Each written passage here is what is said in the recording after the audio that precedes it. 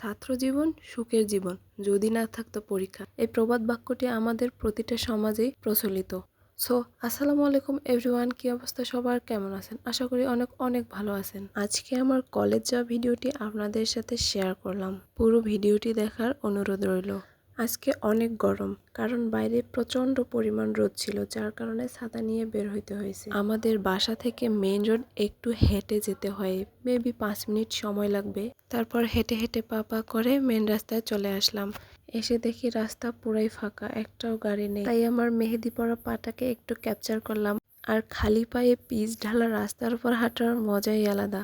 আর এদিকে আমার বান্ধবী আসবে অটো নিয়ে, মূলত ওর জন্যই আমার এত অপেক্ষা করা। আর আজকে তাড়াহুড়ার মাধ্যমে হাতে কোনো ঘড়ি আংটি কিছুই পরিনি, এটাই দেখতেছিলাম। হাতটা তাই খুবই ফাঁকা ফাঁকা লাগতেছিল। আর এদিকে ওর জন্য ওয়েট করতে করতে আমার নাজেহাল অবস্থা। ফাইনালি সে অটো নিয়ে চলে আসে এবং আমরা অটোতে উঠে রওনা দিই আমাদের মূল গন্তব্যে। তারপর আমরা 20 মিনিট টানা জার্নির পর অটো থেকে নেমে কলেজ রোডে হাঁটা শুরু করি, কেননা মেন রাস্তা থেকে নেমে 2 মিনিট হেঁটে যেতে হয় আমাদের কলেজ। এই তো আমাদের কলেজ গেট দিয়ে আমরা প্রবেশ করলাম কলেজের ভিতরে। আর এই তো আমাদের কলেজটা ভীষণ রকমের সুন্দর। আমাদের বিল্ডিংটা একটু হেঁটে যেতে হয়, মানে একটু কলেজের শেষের দিকে রাস্তা দিয়ে ঘুরে ঘুরে ঘুরে ঘুরে এই তো আমাদের ক্লাসরুমে চলে আসলাম। সো গাইস, বাইরে প্রচণ্ড গরম থাকার কারণে আমার খুবই পিপাসা পেয়েছিল, তাই এসে আগে পানি খেয়ে নিয়েছিলাম। দেন সবাই আমার জন্যই ওয়েট করতেছিল। আর এদিকে স্যারকেও ডাক দেয়নি, পরে আমি আর একটা ফ্রেন্ড মিলে সহ স্যারকে ডাকতে গেলাম উপরে।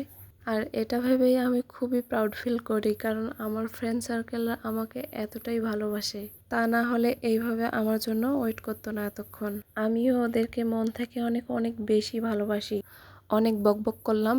দেন এই তো আমি আমার স্যারের রুমের সামনে চলে আসলাম এবং প্রথমেই স্যারকে সালাম দিলাম। তারপর ডাকলাম যে স্যার চলেন ক্লাসে যাই। দেন স্যার জিজ্ঞেস করলো আমাকে যে কতজন আসছো। আমিও বললাম যে আমরা এতজন আসছি। দেন স্যার বললো যে তোমরা যাও, আমি এখনই আসতেছি। এদিকে স্যার ক্লাসে আসার কথা শুনে আমি খুশিতে আত্মহারা, কেননা ক্লাস করতে আমার ভীষণ ভালো লাগে। কারণ আমি একটু হলেও অনুভব করি যে এই স্টুডেন্ট লাইফ শেষ হয়ে গেলে যখন বাস্তবতার মুখোমুখি হব, তখন আসলে জীবনটা কত কঠিন হবে। আসলে এটাই আল্লাহ তাআলা প্রদত্ত প্রকৃতির নিয়ম। ছোট থাকতে বলতাম কবে বড় হব, আর এখন বড় হয়ে বলি কেন বড় হলাম, ছোটই তো ভালো ছিলাম।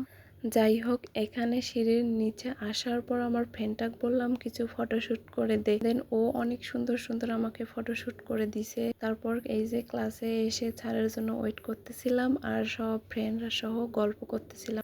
তারপর ক্লাস শেষে আবারও কিছুক্ষণ এভাবে এলোমেলোভাবে বসে আড্ডা দিচ্ছিলাম। আর এরই মধ্যে আমার চোখ যায় বাইরে রাখা ওই কারটার মধ্যে। যাই হোক, আড্ডা শেষ করে আমরা সেখান থেকে বের হলাম এবং যার যার গন্তব্যে চলে যাব। কিন্তু তার আগে আমি আমার কলেজের মাসিক বেতনটা দিব, যার কারণে বেতন দেওয়ার রুমে চলে আসলাম। আর বাইরে আমার ফ্রেন্ডরা সবাই আমার জন্য আবারও ওয়েট করতেছিল। তারপর এখানকার সব কাজ কমপ্লিট করে বেতনটা দিয়ে দিলাম। দেন রসিদটা নিয়ে চলে আসলাম। আর এই যে আমার কলেজ রসিদ। আর এখন আমরা যে যার গন্তব্যে চলে যাচ্ছি।